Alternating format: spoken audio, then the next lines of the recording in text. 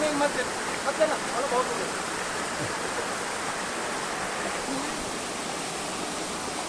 तो वीडियो चल रही है।